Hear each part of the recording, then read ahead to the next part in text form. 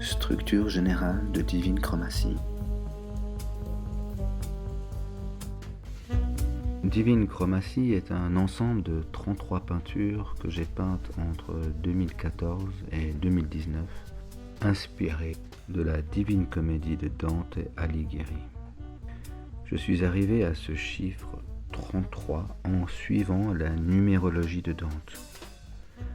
En effet, j'ai divisé Divine Chromatie en 3 blocs de 9 peintures correspondant aux 3 mondes de la Divine Comédie et j'ai rajouté 2 seuils verticaux de 3 peintures chacun, articulant les 3 blocs, ce qui m'a amené à 33 peintures. À gauche, un volet de 3 peintures sur 3 est dédié à l'enfer, qui est formé de 9 cercles. À droite, un volet de 3 peintures sur 3 est dédié au purgatoire, qui est formé de 7 terrasses et de 2 antépurgatoires, la plage et la vallée des princes. Au centre, un volet de 3 peintures sur 3 est dédié au paradis, qui est formé de 9 planètes. Sa position centrale en fait un lieu de lumière qui vient irradier l'ensemble du paysage. Ainsi composée, Divine Chromatie est constituée de 3 lignes de 11 colonnes. Cette organisation fait écho à la forme poétique choisie par Dante pour sa Divine Comédie, des endécasyllabes pour chaque vers, et la rime tierce, c'est-à-dire des groupes de 3 vers avec un système de rimes tressées du type ABA, BCB, CDC, etc.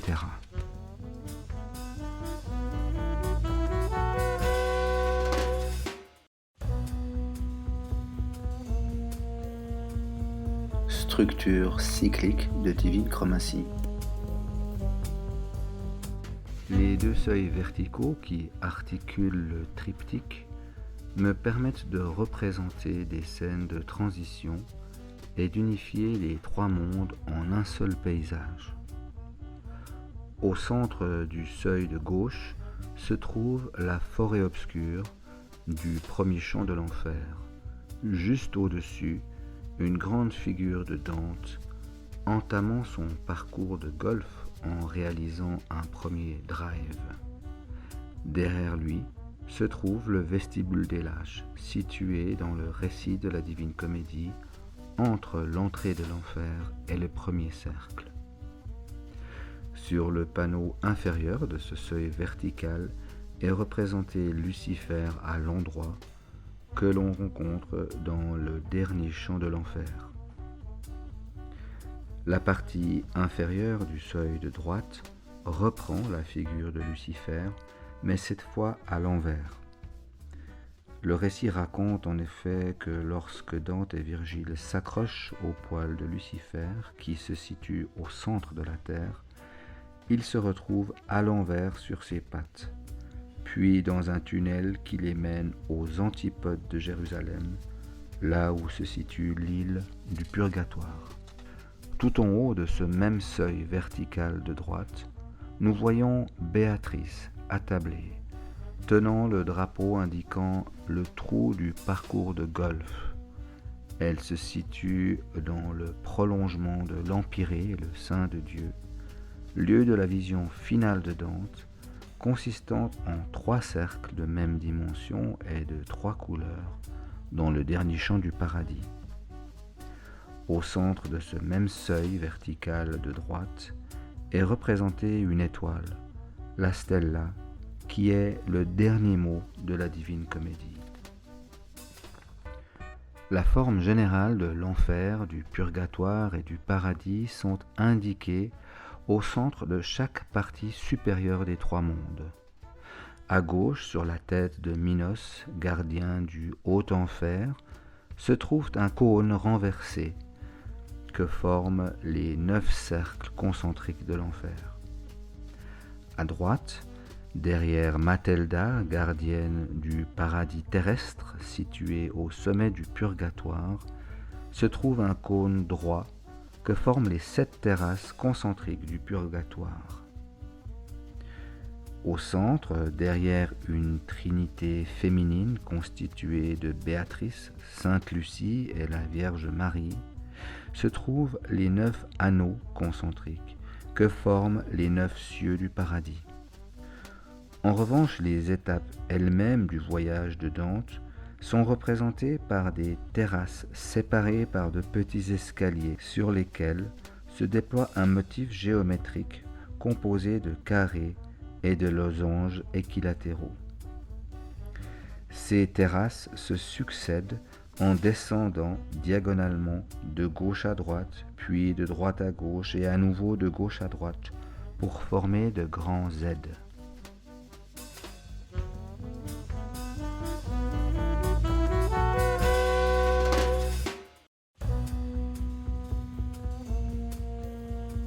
Structure symétrique de Divine Chromatie. Nous voyons donc 3 grands Z qui se suivent pour l'enfer, le paradis et le purgatoire. Cette structure répétitive suggère l'idée d'un éternel recommencement et que le voyage de Dante est à réexpérimenter encore et encore pour chacun de ses lecteurs. Par-dessus cette structure en Z, j'ai construit une structure symétrique. Elle est indiquée par les arbres qui forment de grandes diagonales dessinant un diamant. La forme du diamant est omniprésente car elle est composée elle-même d'un triangle droit assimilé à la montagne du purgatoire et d'un triangle renversé assimilé au cône de l'enfer. Le paradis est un cercle qui entoure ce diamant et l'enveloppe. D'autres éléments appuient la structure symétrique de Divine Chromatie. Par exemple, les grands personnages musiciens. Sur la ligne centrale se font face un chanteur à t-shirt bleu et une guitariste à chemise rouge. Sur la ligne supérieure, juste en dessous de la trinité féminine, se trouve une jeune fille à vélo, accompagnée d'un violon, qui fait face à un jeune garçon à trottinette, accompagné d'un haut-parleur. Sur une ligne horizontale intermédiaire, se font face une joueuse de violoncelle à gauche et un joueur de djembé à droite. La première case du parcours et la dernière se font aussi face symétriquement. Ces éléments mettent en exergue la centralité du paradis en différents niveaux. Sur la ligne inférieure, un Christ crucifié dont la nécessité est démontrée dans le ciel de Mercure et derrière lequel sont figurés les 3 cercles de la synthèse soustractive des couleurs. Sur la ligne supérieure, la trinité féminine derrière laquelle sont figurés les 3 cercles de la synthèse additive des couleurs. Et sur la ligne centrale, un bâtiment qui se trouve être la galerie dans laquelle Divine Chromatie a été présentée pour la première fois en 2019 à Genève, formant une convergence temporelle qui mène tout le récit vers un hic et nunc, un ici et maintenant. Les initiales HN qui se trouvent inscrites sur le toit du bâtiment sont une allusion à Alnor, le nom de la galerie où Divine Chromatie a été exposée, et à la locution latine hic et nunc.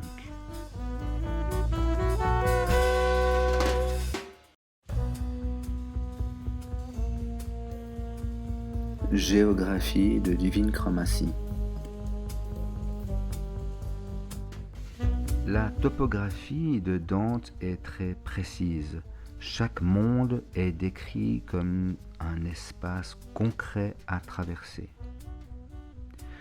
Pour Divine Chromatie, j'ai transposé le récit dans une géographie genevoise et les personnages sont interprétés par des proches.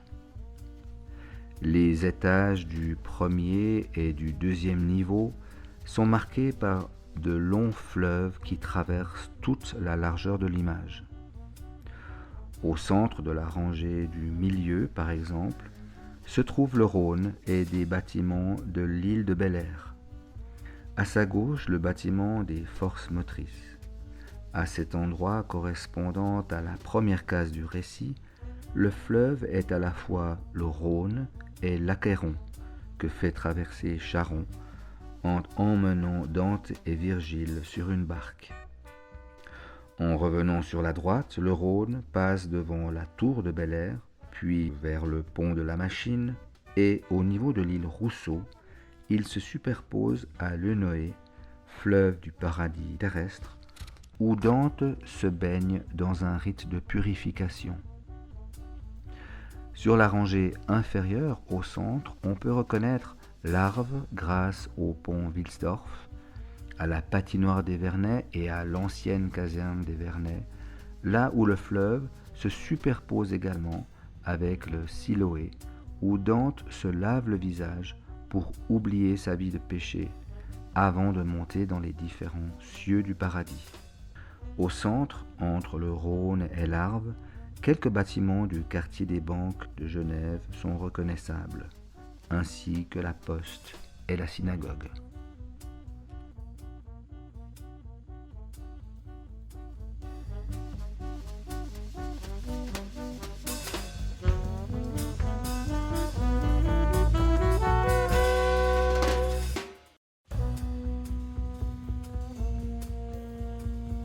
Parcours dans l'enfer de Divine Chromatie.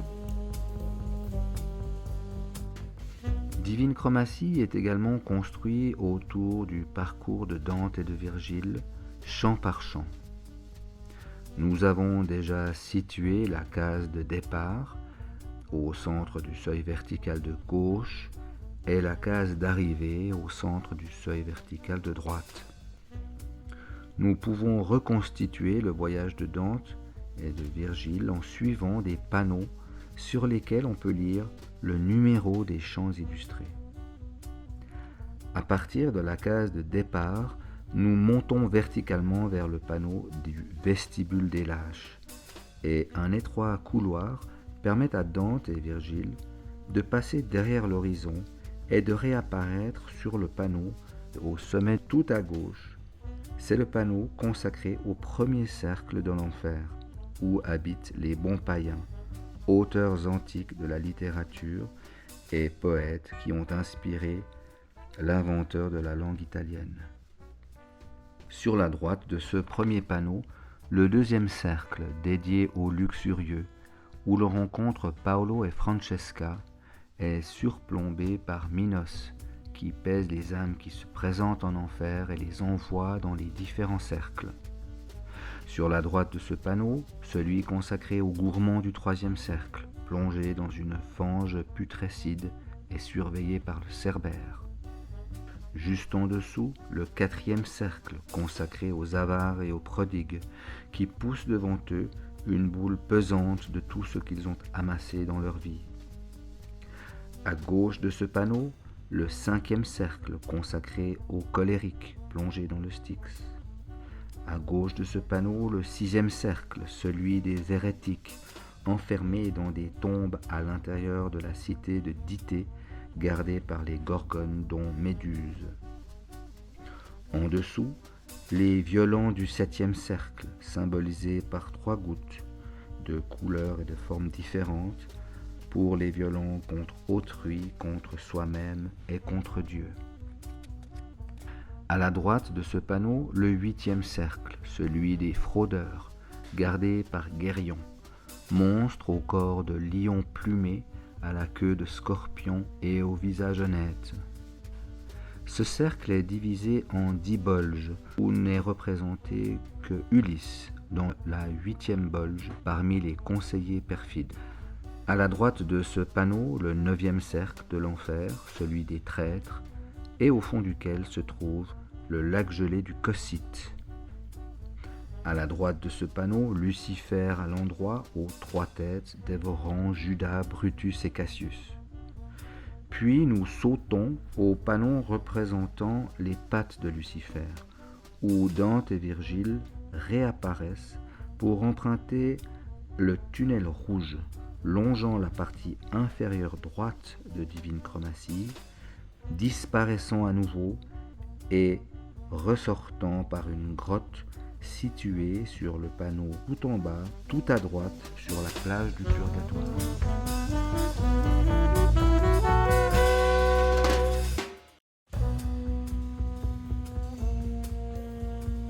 Parcours dans le Purgatoire de Divine Chromatie. Le premier panneau consacré au Purgatoire est celui tout à droite, tout en bas de Divine Chromatie.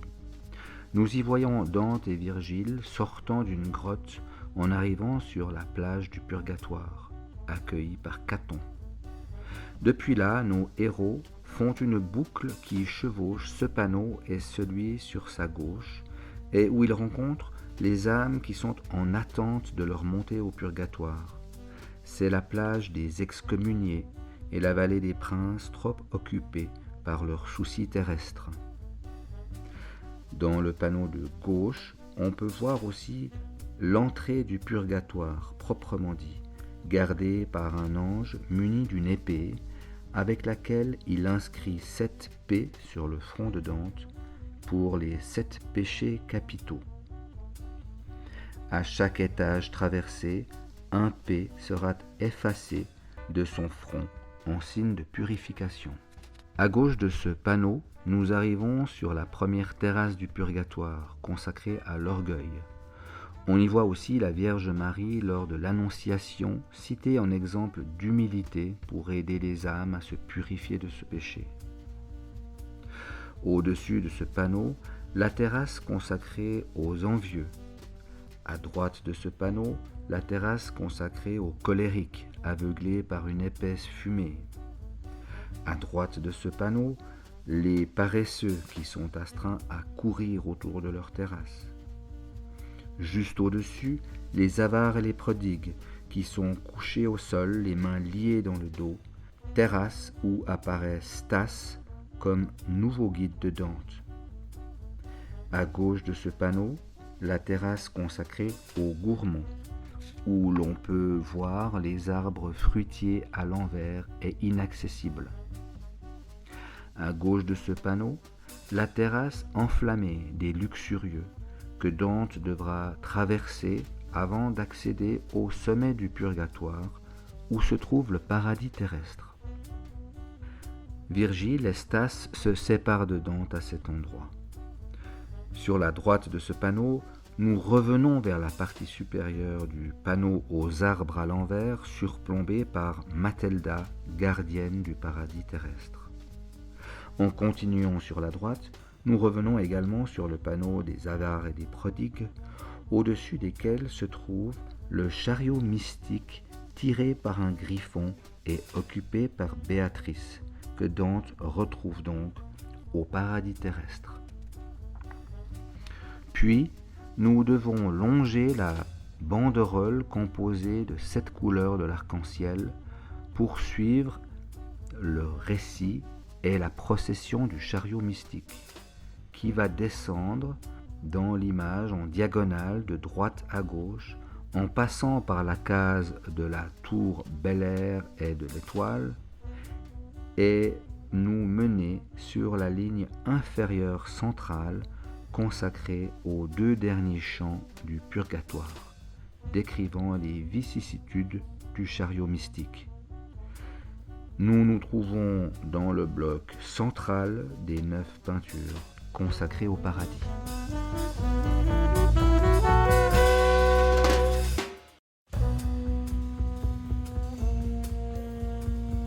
Parcours dans le paradis de Divine Chromatie. Tout en bas, à droite du bloc central des 9 peintures consacrées au paradis, se trouve le premier ciel, celui de la lune, consacré aux inconstants.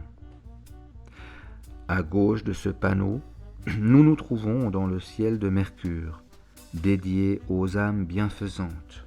À gauche de ce panneau, nous nous trouvons dans le ciel de Vénus, dédié aux âmes aimantes. Juste au-dessus, avec le ciel jaune du Soleil, nous nous trouvons avec les docteurs de l'Église, notamment saint Thomas d'Aquin, qui va faire le récit de 10 autres saints.